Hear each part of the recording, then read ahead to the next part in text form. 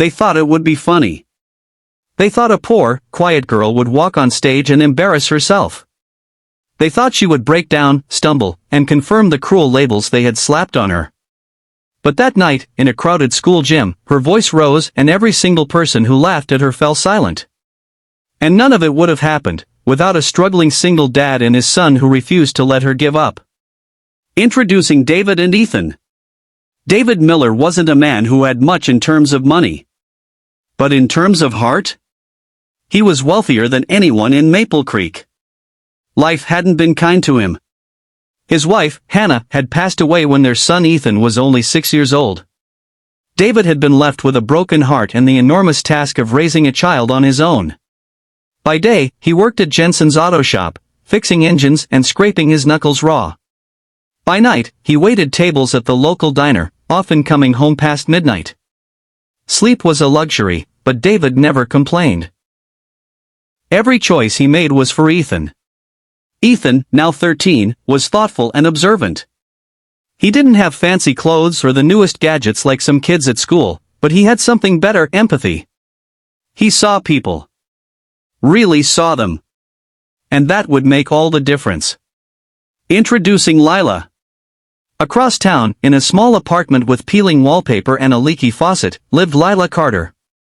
Lila was 12, small for her age, with hair she often tied back in a messy braid.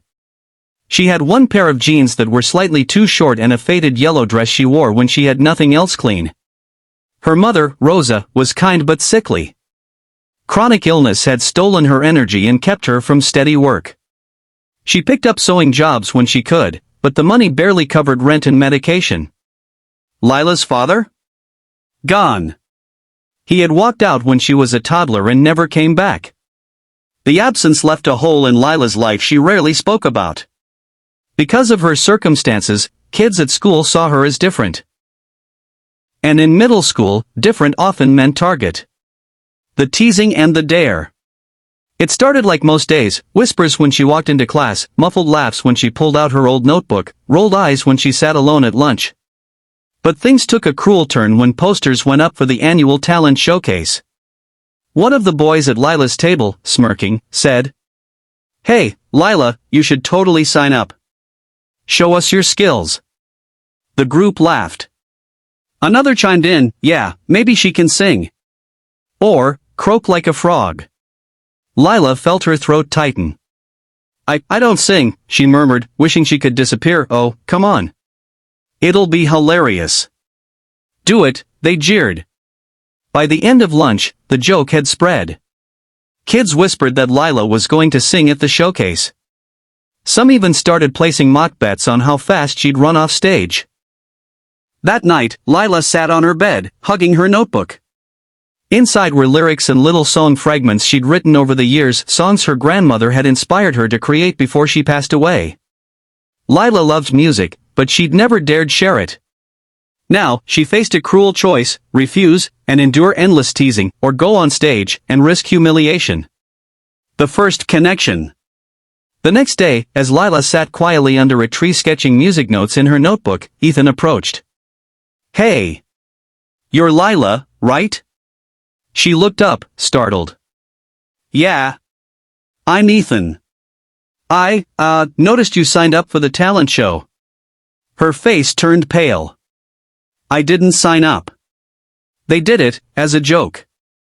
Ethan frowned. "That's messed up." She shrugged. "It's fine.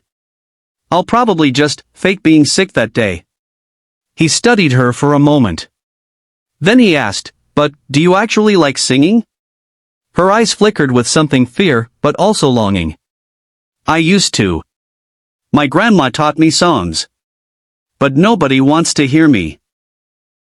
"Maybe they just haven't heard you yet," Ethan said softly. Lila blinked. Nobody had ever said something like that to her. David steps in. That evening, Ethan told his dad everything. About the bullies, the dare, and Lila's hidden love for singing. David put down his coffee mug, his expression firm.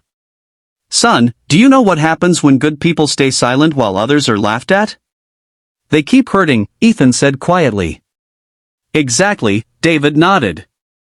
Sometimes, all it takes is one person to say, "You're not alone." If Lila's got a voice, she deserves to use it. Let's help her. Building trust. The next day, Ethan invited Lila over after school. She hesitated, worried about being a burden, but when she arrived at the Miller home, David greeted her warmly. "Welcome, kiddo. We don't have much, but we do have the world's best hot chocolate," he grinned. That evening, after some coaxing, Lila finally agreed to sing. Her voice trembled at first, but as she continued, something beautiful happened. Her tone was pure, rich, and haunting. Ethan sat in awe, and David felt goosebumps rise on his arms. When she finished, she looked down, embarrassed. "See? I'm terrible." David shook his head slowly. "Lila, that's not just singing. That's a gift. And gifts are meant to be shared." But Lila wasn't convinced. Fear still gripped her. Obstacles and self-doubt. Over the next 2 weeks, Lila practiced at their house. Sometimes she sang with courage. Other times, she froze, convinced she'd fail. At school, the teasing didn't stop. Kids whispered about the embarrassing show to come. One even said, "I'll bring popcorn to watch her crash." Each cruel word chipped away at Lila's fragile confidence. One night, she broke down crying. "I can't do it. They're going to laugh at me. I'll just make a fool of myself." David knelt beside her. "Lila, I've spent years being judged. People see a single dad working 2 jobs, and they think I'll never make it. But every day, I keep going. Not because it's easy, but because Ethan deserves to see what courage looks like. You deserve to see it in yourself, too." Those words stayed with her. The night of the talent showcase. The gym was packed. Parents, teachers, and students filled the seats. The stage was lit with harsh spotlights. When Lila's name was called, a wave of laughter rippled through the crowd. The bullies smirked, ready for the show. Backstage, Lila's legs shook. Her hands clutched the microphone. I can't," she whispered. Ethan squeezed her hand. "You can.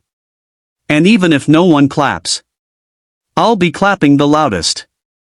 From the audience, David gave her a steady nod, his eyes saying, "You are enough." Taking a deep breath, Lila stepped onto the stage. Her voice rises.